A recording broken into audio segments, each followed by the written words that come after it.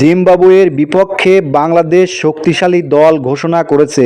বাংলাদেশ আর ভুল করতে চায় না। টার্গেট 2027 বিশ্বকাপ।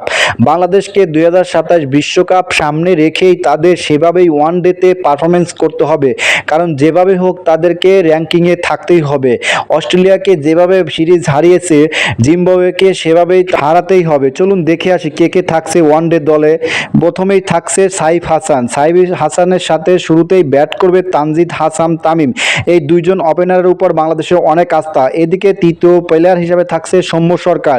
তার সঙ্গে সঙ্গ দিবে তৌহিদ হৃদয়, কারণ বর্তমান সময়ে তৌহিদ হৃদয় দারুণ ব্যাটিং করছে। তৌহিদ হৃদয় অস্ট্রেলিয়ার বিপক্ষে অনেক ভালো খেলেছে, সেই হিসাবে জিম্বাবুয়ের বিপক্ষেও তৌহিদ হৃদয় ভালো কিছু করবে। তার সঙ্গে থাকছে নাজমুল হোসাইন শান্ত। জিম্বাবুয়ের বিপক্ষে নাজমুল হোসাইন শান্তর ব্যাটে একাধিক সেঞ্চুরি দেখাও যেতে পারে, কারণ তার উপরে আস্থার দলের অনেক।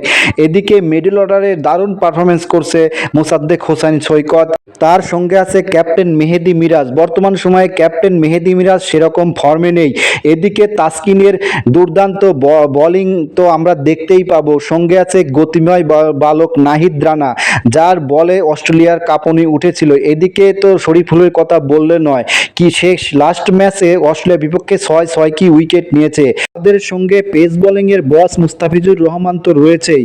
বাংলাদেশ স্কোয়াডটি তো জানা হলো। এই স্কোয়াড নিয়ে যদি জিম্বাবুয়ের বিপক্ষে খেলে, বাংলাদেশ কিন্তু অনায়াসে ম্যাচটি জিতে যাবে, কারণ বর্তমান সময়ে ওয়ানডেতে বাংলাদেশ খুব ভালো পারফরমেন্স করেছে এবং লাস্ট 4টা সিরিজ কিন্তু বাংলাদেশ 2-1 কিন্তু বাংলাদেশ জিতেছে। কারণ 4টা সিরিজে কিন্তু বাংলাদেশের হাতে। জিম্বাবুয়ের সিরিজ কি হবে হোয়াইট ওয়াশ জিম্বাবুয়ে, সেটা দেখার বিষয় বাংলাদেশ কি করে, কারণ তাদের উপর অনেক আস্থা আছে যে বাংলাদেশ ভালো কিছু করবে জিম্বাবুয়ের বিপক্ষে। এখন দেখার বিষয় তারা কেমন করে, সেটার জন্য আমাদের অপেক্ষা করতে হবে। ভালো লাগলে চ্যানেলটিতে সাবস্ক্রাইব করো, লাইক করো।